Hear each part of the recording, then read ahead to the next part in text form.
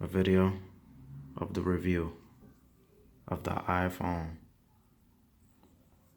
XS Max. I think the phone needs a little wipe down. It's got it dirty. Give me a sec for dramatic effect. Anyway, let's start off with the questions that most people are asking is, what's up with all these problems the phone has? All of those problems are irrelevant to my phone. I'm not having any of them. Except for the charging thing. I tested it out in another video. It happens. But I never had a problem putting this phone on a charger, going to sleep, waking up with it fully charged.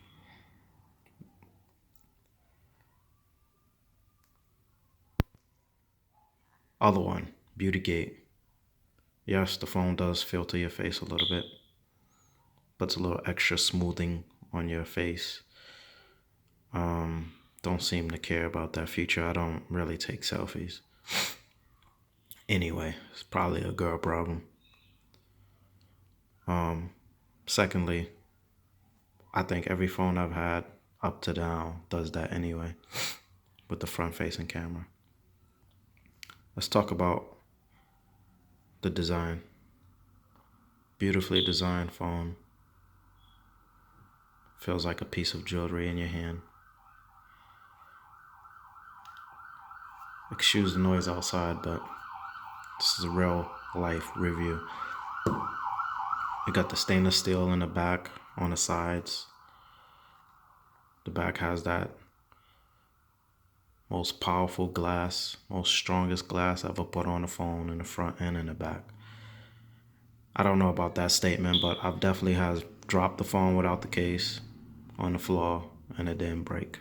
So I don't know how many times I can do that and it still survived, but it survived it once. The only annoyance about the design is the little camera bump. Put it down on the table. It rocks. But who really puts $1,000 phone on the table? Let's go ahead and get into that price. The price is stupid high. Too high for a phone. If you're gonna spend $1,000, I would suggest the Note 9. The memory configurations that they offer and the price is pretty terrible. 64 gigs for $9.99. 64 gigs. Come on, this is 2018. Apple, throw that 64 gig thing away. Make the first one be 128. I bet you most people won't buy the 256 or the 500 gigabyte version. They will just buy the 128, which is why they're not doing it. They're trying to make as much money as possible. With everything they do, they're only thinking about the money. All right, let's get into the screen. The screen is beautiful, amazing. The only playback you can get on this phone is 1080p, which is pretty terrible. The screen has gotten a rating that it was better than the Note 9 screen, but I had the Note 9 and it's not.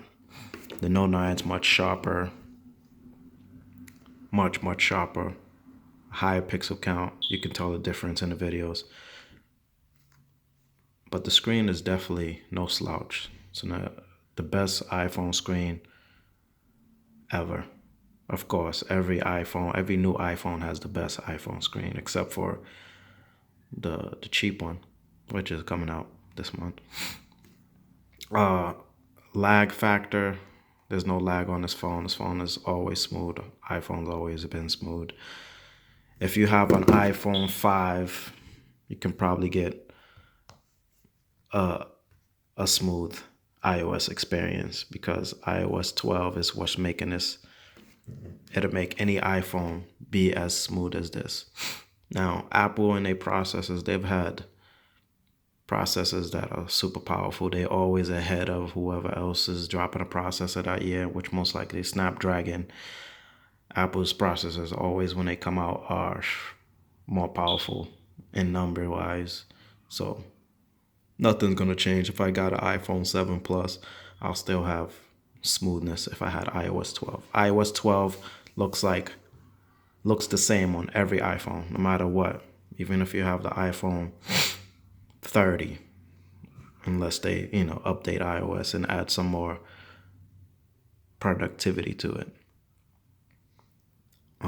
If you have doubts, you're not sure if you want to get this phone or the Note 9, if you're iOS, you only like iOS, then you already know your answer. You're going to get iOS most likely. If you want something new, try the Note 9. You won't be disappointed. These new phones, this one, the Note 9, are basically, all phones are doing the same thing. No one is beating the other one by a landslide. It's barely a difference. The difference I noticed in this phone and the Note 9's battery, iOS and Apple, they definitely have managed to make batteries last longer. They're more optimized with their software. Because the Note 9 has a 4,000 milliamp hours. This phone only has, 31 and change milliamp hours, and it's still outlasting the Note 9 in most scenarios that I've experienced. At the end of the day, I'll end off with like 40 to 45% on my battery with this one. With the Note 9, I was ending the day with like, I would say between 25 and 35%. So that little percentage makes a big difference to some. But you can definitely do more on the Note 9, and you have a high resolution screen. So obviously it's going to drain more of the battery. What I like the most about this phone is things that most people probably don't even use. I like the plus apps, YouTube plus, UFC plus, Spotify Blue, iPlay TV. These things most people don't know anything about, but it's hard to get these apps, if not impossible to get them on Android. I like the customized apps because they are a better way to experience and play media. All right, let's talk about the speakers. Speakers are amazing on this phone. They sound super loud. Super loud. They sound louder than the Note 9 speakers, which is the latest speaker. The latest speaker that was loudest speaker that was released, right? Now that we're here, there's some tree that we're supposed to climb on. Where's it at?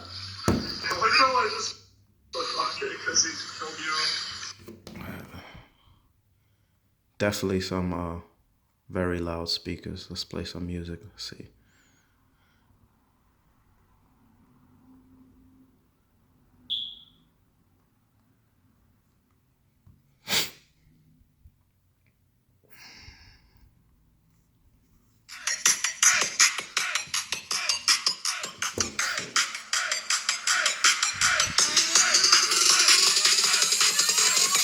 Very loud speakers.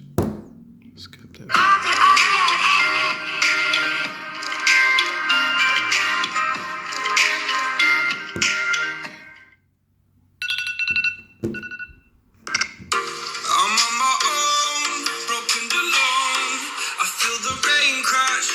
Super loud speakers.